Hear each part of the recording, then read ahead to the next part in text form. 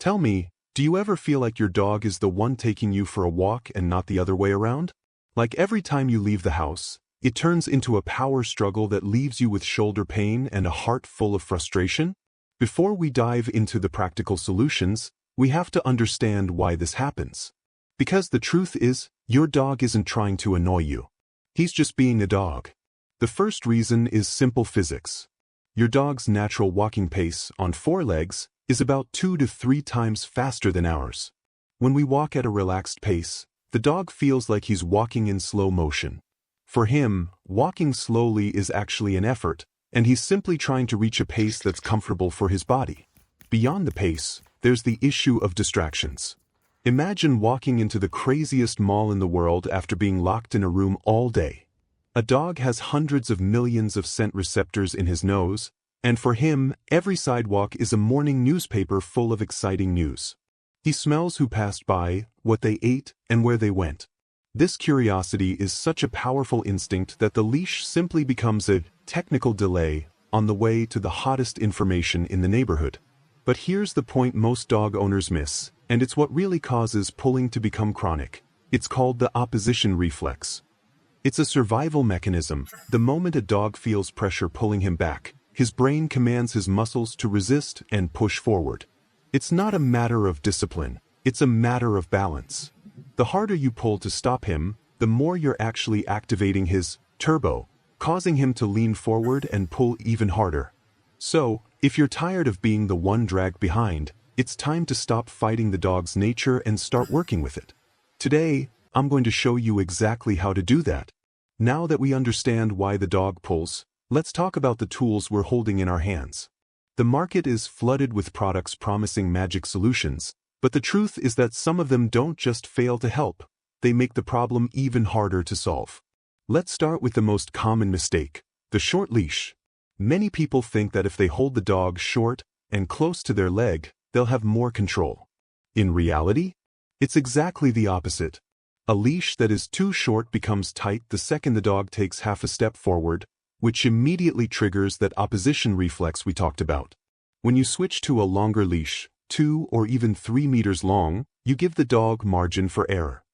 You allow him to explore and sniff without the leash tightening every second, and that alone reduces the stress level for both you and your dog by dozens of %. So, what should you use? My favorite tool is a no-pull harness with a front clip. Unlike a standard harness that attaches to the back and basically allows the dog to use his entire body weight to pull you like a sled in the snow, the front attachment is a game changer. The moment the dog tries to pull forward, the gentle pressure from the chest steers his body sideways toward you. This takes him slightly off balance in a gentle way and reminds him that the connection is with you, without causing any pain. And since we're talking about pain, let's be honest about choke chains or prong collars. Beyond the moral issue, the professional problem with them is that they are based on fear and pain. A dog who is being choked might stop pulling in that moment, but he isn't learning how to walk correctly. He's only learning that walking with you is a stressful and painful experience, which can lead to much more severe behavioral issues later on, like aggression and anxiety. And in the same breath, let's talk about retractable leashes, the flexi leashes. If there is one thing that actively teaches a dog to pull, it's this. For this leash to extend, the dog must apply constant pressure. You are essentially teaching him that the only way to move forward and get freedom is to pull against the spring mechanism.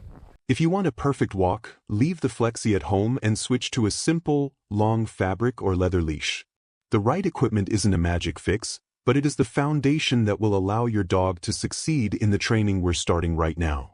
Now that we have the right gear and we understand the dog's mindset, it's time to learn the technique that will change your life. It's called the statue rule, and it's probably the simplest yet most difficult thing you'll ever do. The principle is this: from now on, the leash is the on-off switch for the walk. When the leash is loose, we move. The moment the leash gets tight, even just a little bit, you turn into a statue. You don't yell, no, you don't pull back, and you certainly don't keep walking. You simply stand rooted to the spot like a tree. Why is this so important? Because in most cases, when a dog pulls and we keep walking behind them, we are actually giving them a reward for pulling. They learn that pulling equals progress. The moment you stop, you cut off that reward.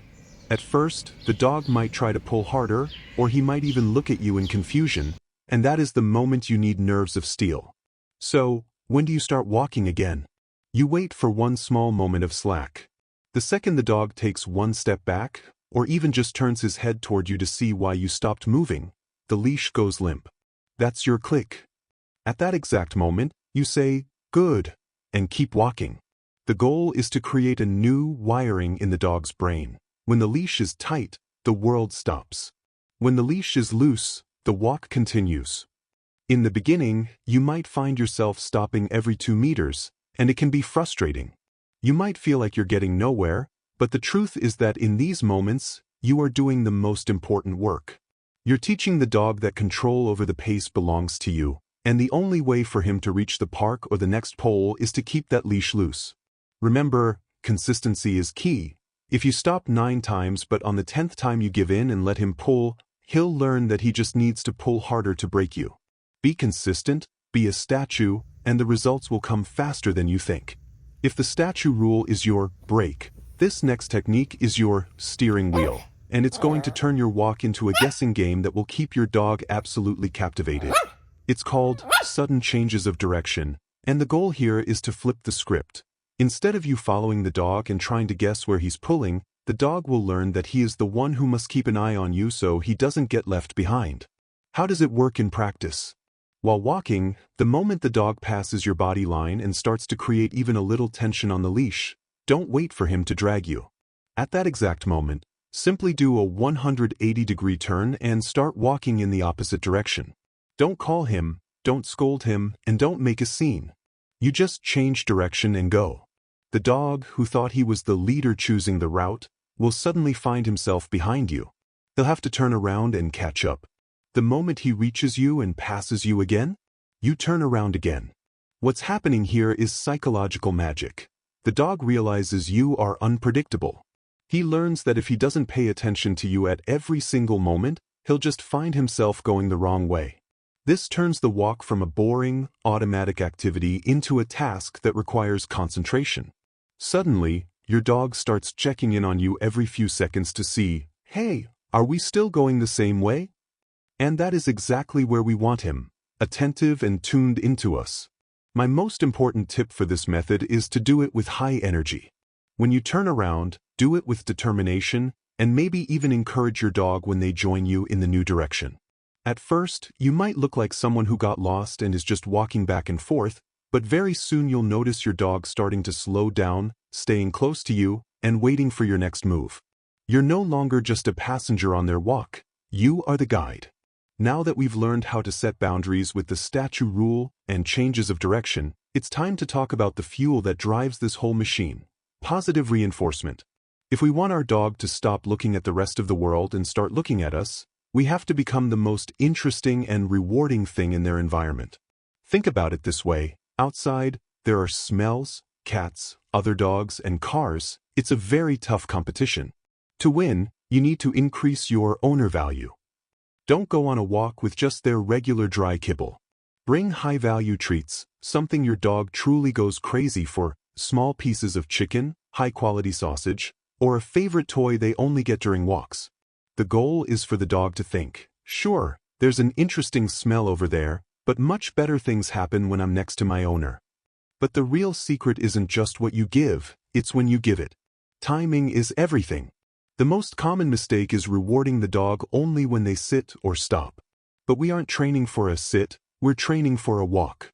Therefore, you need to mark and reinforce the dog while they are moving, exactly at the moment the leash is loose.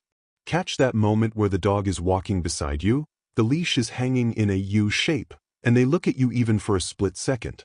That's the moment to say, "Yes," or "Good," and give the treat while you're still moving. You're essentially taking a mental picture for them of the ideal state. Loose leash plus eye contact equals reward. Don't be stingy with rewards in the beginning. Every time they choose you over another distraction, they deserve a prize. The more you reward correct walking, the more automatic this behavior becomes. Eventually, you'll see that your dog isn't walking beside you because they have to or because they're afraid of the pole, but simply because they enjoy being in sync with you. The walk transforms from an experience of control to one of cooperation. Now, I want to give you what I call the golden tip. This is something most dog owners miss, and it's exactly what can turn a frustrating session into a massive success. Think about your dog the moment you even touch the leash. They jump, they run to the door, they are in peak excitement. This dog is charged with explosive energy, and in that state, their brain simply isn't available for learning. Expecting them to walk calmly the moment they step out the door is like asking a kid who just arrived at a theme park to walk slowly and read a book. The secret is pre-walk energy release. Don't wait for the street to start working. Take 5 minutes, right inside the house or in your private yard, before you even open the gate. Play a game of tug-of-war, fetch the ball a few times, or even do a quick scent game where they have to find treats hidden in the room.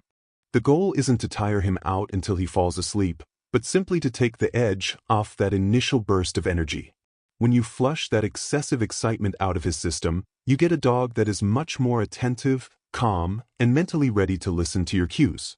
When you step onto the sidewalk after 5 minutes of play, you're starting the walk from a completely different place. The dog is no longer in a frenzy to run everywhere. Instead, he's in a state of cooperation. This is the difference between fighting your dog and leading your dog. So remember, a successful walk doesn't start on the sidewalk. It starts 5 minutes earlier, right in your living room. Before we wrap up, there's one thing I really want you to remember. A perfect loose leash walk isn't magic that happens overnight. It's a process, and it requires time, repetition, and a lot of patience. There will be days when you feel like you're making giant leaps forward, and there will be days when your dog suddenly decides that everything we've learned has completely slipped his mind, and that's perfectly okay. Don't get discouraged. Every time you stop when the leash gets tight, and every positive reinforcement you give, is another brick in building your bond with your dog. Ultimately, the goal isn't just to stop the pulling, but to make your time together outdoors enjoyable and relaxing for both of you. The more consistent you are, the more your dog will trust you, and that day when you walk down the street together with a loose leash and a smile on your face will come much sooner than you imagine. I want to hear from you. What is your biggest challenge during walks? Is it cats popping out of nowhere, other dogs passing by, or maybe those irresistible smells on the grass? Let me know in the comments right now. I read everything and I'll be replying to you. If this video helped you, don't forget to hit the like button and subscribe to the channel so you don't miss our next guides. Go out for a walk, stay patient, and I'll see you in the next video.